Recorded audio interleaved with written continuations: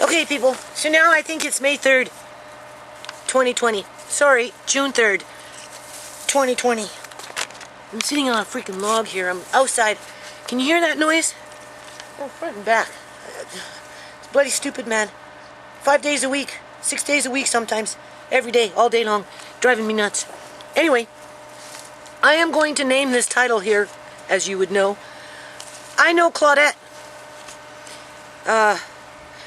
Regis's Korinsky Plaquette Beale's mother, Claudette.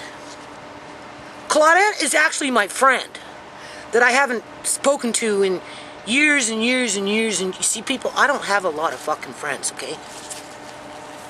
But when I have a friend, I know when I have a friend. And Claudette was my friend. And she moved on with her life though, right? So our friendship kind of like two ships in the night passed, went. But for whatever reason, we're passing again. And we're passing with our daughters, people. Okay? And I want to thank, the second part of my title is Tiffany Draper. Thank you. Thank you for jogging my memory. 20 years with a lot of that cortisol going through my brain, with all this drama around provincial politics and the poverty pimping of the manufacturing of, an underclass so that we can be harvested like cattle. It kind of it's blurred my memories a little bit. But because you spoke out about how I presented my feelings around the death of Claudette's daughter, that girl, who is like Ciera, that girl, because Ciera was classified as that girl in terms of she was a drug addict, she did it to herself. That girl though was my daughter, just like that girl was the daughter of Claudette.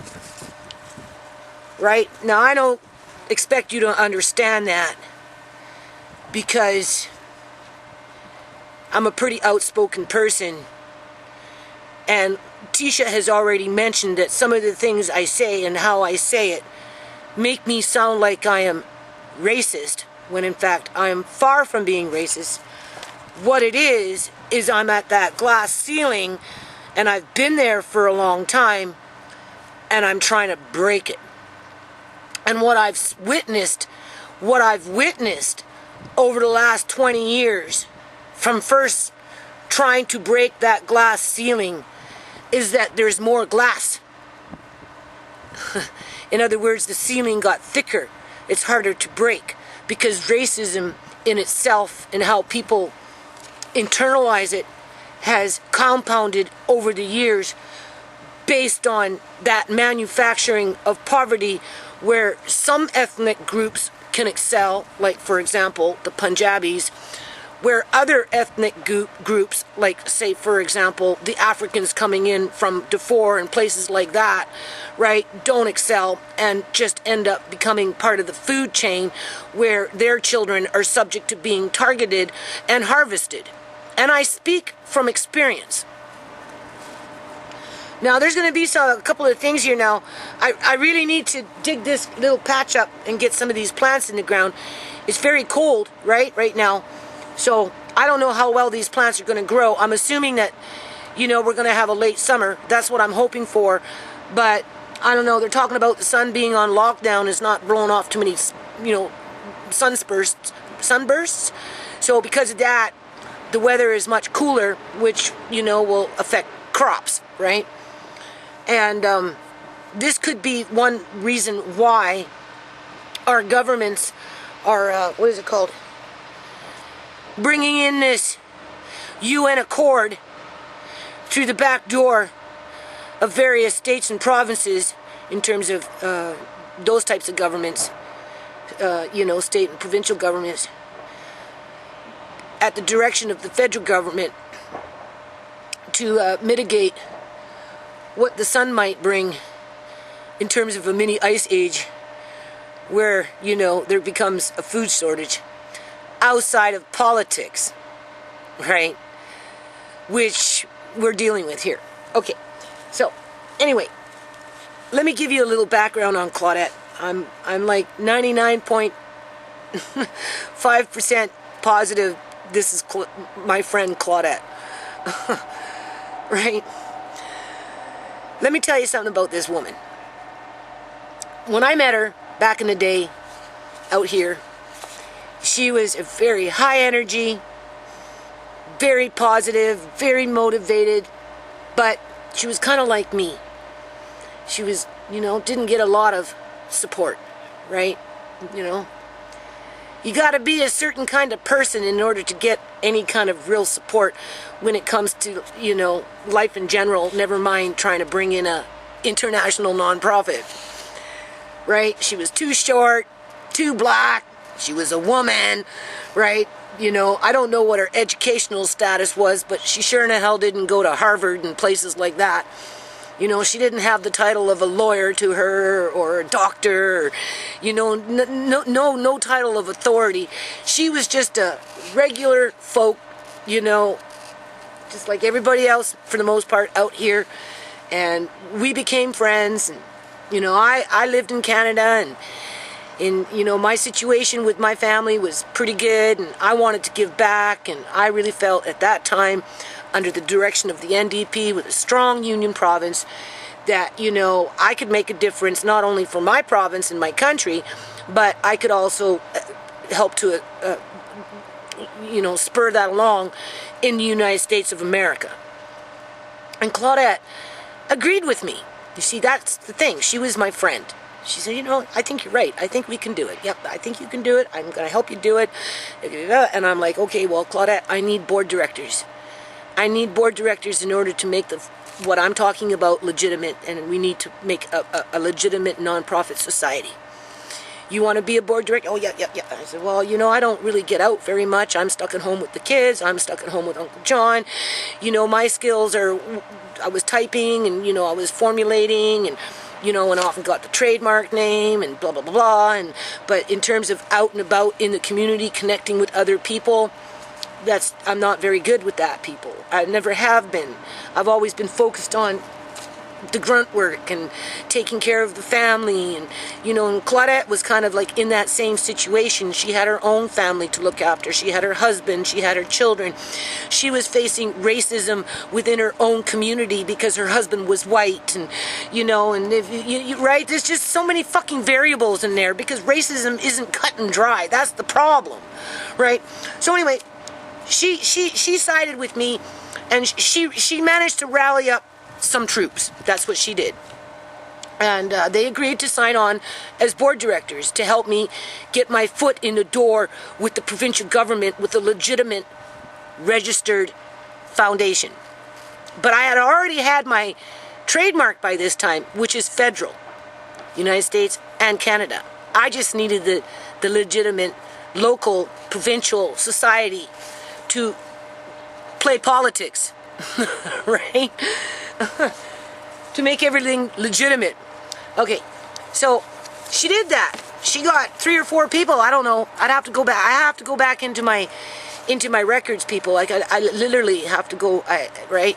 And a lot of these people, they came from Halifax, from where she came from. They were living out here, right? And the thing is, though, back 20 years ago. Now we're talking 20 years ago, right? 2000, 2001, right? Back in those days. Oh, look, I know people don't want to hear this, right? But I'm just the storyteller, okay? I tell it as I see it, as I know it to have happened, right? Okay? Now, I know Claudette was 150, 200% on board with what I was doing because Claudette really, truly was a friend, okay? And she supported me 150, 200%. And she managed to rally up a few people that she knew that came from Halifax. Okay, so I just signed them up, you know, because when you're working with a nonprofit, you don't discriminate. I was just happy to have people help me. Okay? But here's the problem. This is the part you're not going to like to hear for the ones that want to find something to bitch on about. Okay? Because I had spoken to Malcolm X's sister, right? Because I wanted to do an event to promote the nonprofit. And in my travels, I met, what is it called? You know, an event promoter. And I asked him to help me to promote this event that I wanted to do to promote the nonprofit, right? Because, you know, I had board directors and I wanted to get on with business, right? I wanted to bring in a revolution under the movement of a groovement, right? You know, I wanted everybody to be happy. That was my goal. So I went to this promoter, right? And I asked him, can you help me? He goes, you know, better for you to do, you just, you know, go contact somebody in the United States to fucking, you know, say they endorse you. And I'm like, well, like who? And he goes, well, like, you know, Malcolm X, or, you know, Malcolm X's family, or Martin Luther King, or whatever, right? Something like that, he said. Just somewhere along that line. So anyway, I go, well, how do I do that? He goes, well, just look up their names. So I Googled Malcolm X. I looked up, I found Reginald first. I found Reginald Little. I phoned him up. Turned out that was Malcolm X's brother. I told him what I wanted to do, right? That I was trying to bring in a two-country movement to build in safety nets for vulnerable families, to help school systems provide for children, right? In terms of, because what's the best way of reaching the most kids is through the public school system mainly, right? And then, of course, out here we needed school lunches because I'd done my research, and in the United States they needed school restoration. So this is what I'm telling Malcolm X's brother, and he's like, well, you know, you need to talk to my sister Yvonne because she's the one that deals with all that stuff, right? Here's her number. So he gave me her number. So I called her up, and I'm telling you people, I talked to Yvonne right up until she died, right? She told me she was, you know, she had lung cancer and all this shit, you know, and blah blah blah, and you know, she told me what to do with the foundation. And she told me to just use Malcolm X, not his other name, right? And she fully supported what I was doing. She sent out a whole bunch of gifts for this event that I put together, right? Where I booked in a hall for 250 people, right? And because I don't get out and do things, I couldn't fill up the fucking hall. People. I wasn't even charging people to come in. I spent over $1,500 between the hall and buying food, prepared to have flyers, everything, promoting this event in memory of Malcolm X, right, to kick off the foundation on the right foot, to bring two countries together, New Nations Unity, so that we could bring in positive change for millions of lives. That was the goal. This is what Claudette supported. Little did her or I know that the people that signed on as board directors, they slightly had a different agenda. Now, mind you, they weren't my friends. They were just random people that said, sure, why not? We'll try and help. And they put their names to the foundation. And then when came time for this celebration in memory of Malcolm X and whatnot, right, to kick off the foundation's agenda, and I pulled out these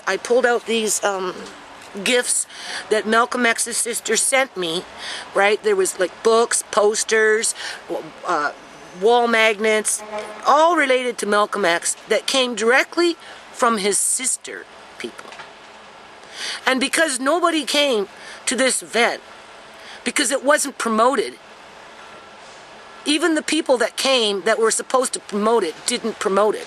Claudette promoted it, but the people that were with Claudette didn't promote it because at the end of the day, they themselves were struggling with a form of racism within their own selves by saying literally to me, and this is the part you're not going to like, okay?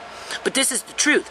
They told me that I needed to back off and not promote anything for the United States, American black people, right? Because I live in Canada, and if I should be focusing on anything, I should be focusing on the people that are struggling in Halifax who are black, because they're Canadians.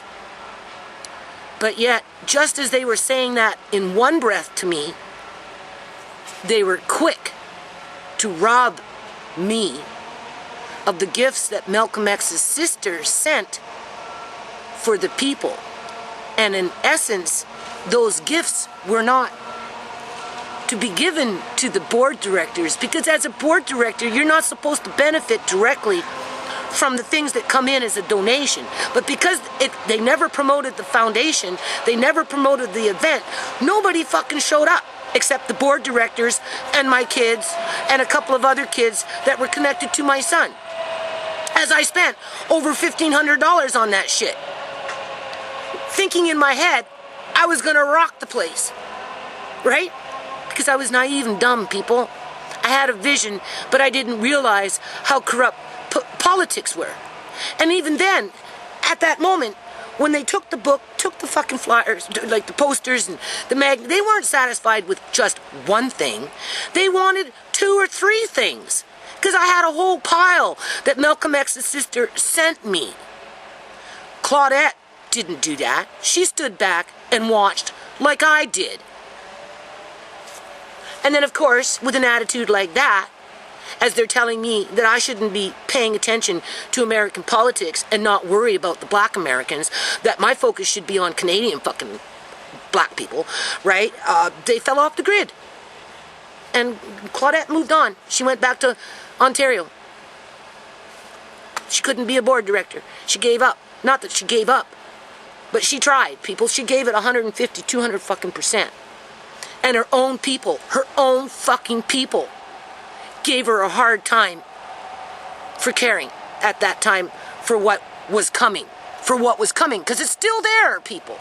And this is why I get upset. Because I've been doing this shit for 20 fucking years. Okay?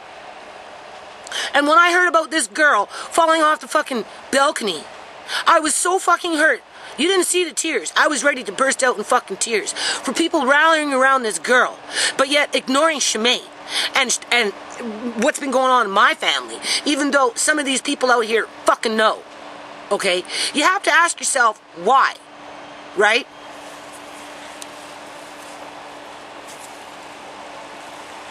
I have one more smoke and then I gotta get on with this. And I'm just gonna upload it. Like, I'm gonna show you what I'm gonna do and then I'm gonna upload this, okay? Because this is the honest God fucking truth, right? This is what happened. So, of course, you know, I'm hurt. But then, you know me, you fall off the horse, get back up on the fucking boot, pull up the bootstraps, get back up on the horse, and I'm like, okay, well, if it's that simple to put together a fucking protest and get people out there to rally, well, Judy, you can find some time and you can put together your own protest, clean the swamp, justice for ShaMay. The only thing is, you see, clean the swamp kind of puts a fucking hammer on shit, right? Because it gets right down to the heart of the matter in terms of what these police and coroners and government agencies, government public union and sector employees that are doing to the, below that get free pass, right? As they continue to manufacture more and more and more and more fucking poverty so that they have more and more and more to choose from at the whims of the elite that pay for this shit when it comes to organ harvesting. So to have that message lost because people are quick to jump on a bandwagon from the United States when for 20 years I have been listening in the back of my brain. Oh, don't worry about the Americans. They'll figure it out for themselves. Worry about your own backyard. And now, all of a sudden, they're all rallying around George Floyd, right? Just because.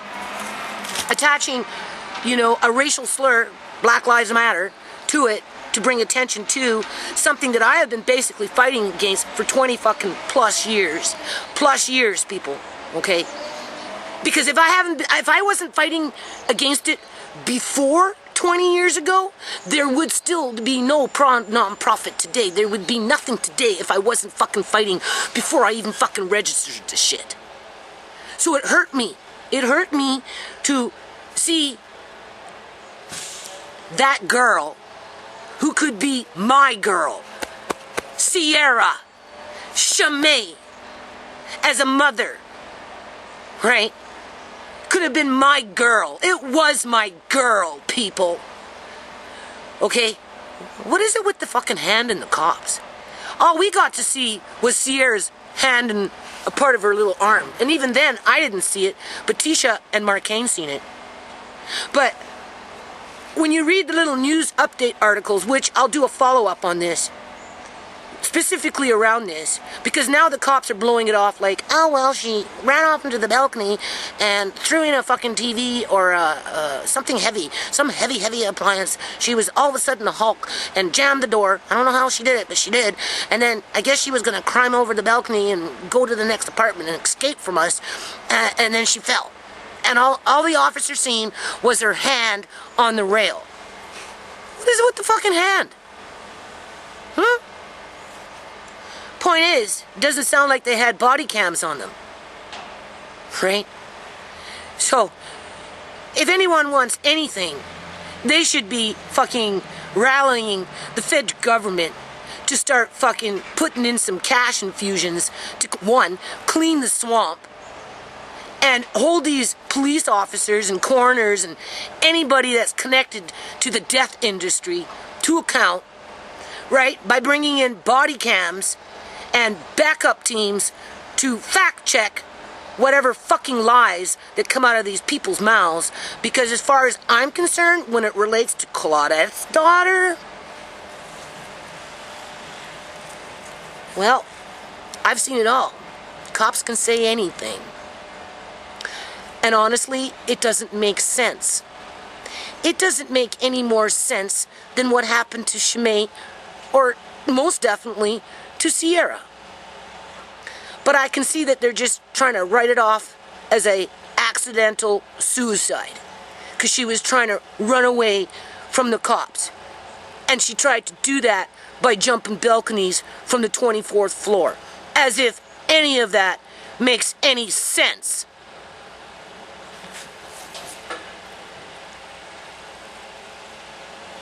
See how upset I am? This is how upset I am. I'm upset with the runaround bullshit that's been going on for fucking years. Okay?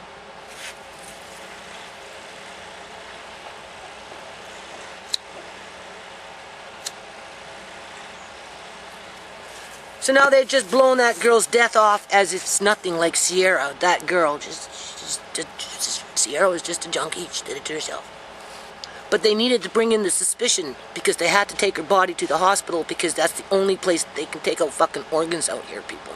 That's why we got that phantom car in one of those videos going through the fucking alley, the driveway, as fast as it could be. Because they were rushing her body off to the fucking hospital because they only had so much time to take out what they wanted. And they didn't know how long I would stick around.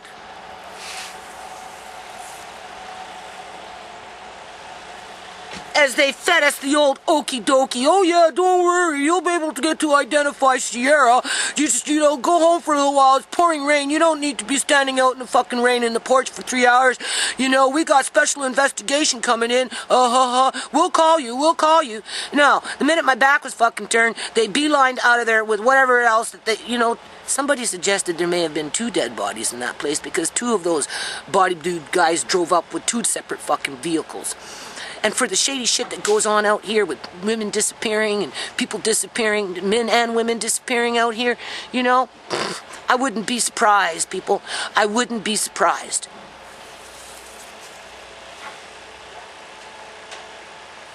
But we know there was 1 body, but we don't know if Ciera was really dead or not, because we never got to identify her. It took me 19 fucking days to identify her in a body bag, after they did an autopsy on her. I have video. It's only a 7-minute video. I have enough. One day I may or may not put it online. My kids don't want me to. I want to. I have seen worse on YouTube. I think it should be out there. I think it should be out there because 19 fucking days to be able to identify your daughter, to ensure that that girl was your daughter. That girl was your daughter. 19 fucking days. That girl was my daughter. And then to have a fiasco fucking funeral where you can't touch the casket or the dirt because you might contaminate the vampire's fucking turf. Like, yeah, okay.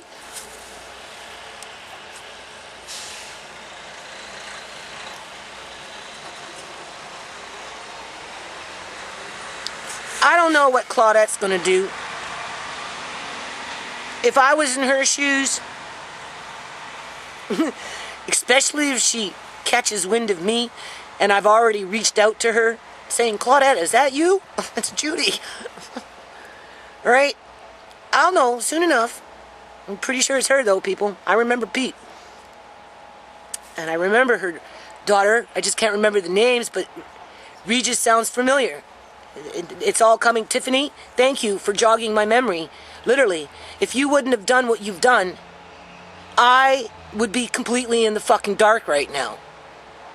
But with you saying what you had to say, you know, it could be a game changer. Because I know Claudette.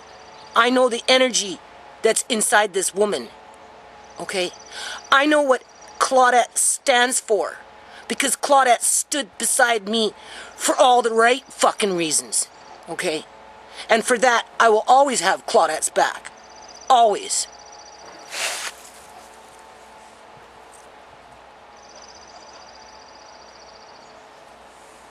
Anyway, I gotta leave it on that. Did you see this? Now, I already dug it up once. I'm riled up, people. Okay? I'm gonna take out all this morning glory again. Fix this all up. And put some plants in here. And my sons. And work my way down. Because they gotta get up into the ground. Okay? I know I swear. I know I can get brazen. I know I can get loud. I know I can piss people off. But that's what rabble raisers do. That's what movers and shakers do. Real movers and shakers. Right? Because you have to do that sometimes to bring about change. The problem is, I wasn't tall enough. I wasn't educated enough. I didn't have enough money or portfolios sitting in my bank vault. You know, I didn't have enough fucking connections in all the right places. I sure in the hell didn't have my fucking sleeper cells and tax dollars to do what I wanted to do with, even though it would constitute a crime under the Criminal Code of Canada. I've just been a mother all these years, people, that lived in a country that once had pride. That parents could actually think that their kids had futures. Where parents actually thought that they could worm themselves out of fucking poverty and be a contributing factor to a healthy society. But our politicians are too deep into their own fucking portfolios to be caring about people like me and my children, or Claudette and her children, and so on, and so on, and so on. So I don't expect my personality to change. Okay? Because I'm already half walking with the dead. Alright? Like, I am at the halfway mark. I tell myself, look, Andre needs you. Amari needs you. Marcaine and Tisha need you. Paige needs you. Jumi needs you. I'm getting into families and friends now, right? That care about me and depend on me to break that glass ceiling so that they have a fucking future, right? And your time will come soon enough. It's like a blink in an eye. It took 22 years for ShaMay to fucking die. In those 22 years, I felt like I had a lifetime, right? And then all of a sudden, poof, she was gone and nothing moved except her. Well, my time is going to come like that too, people. One day I'm going to be poof, I'm going to be gone and nothing will move except me. Everything else will remain behind.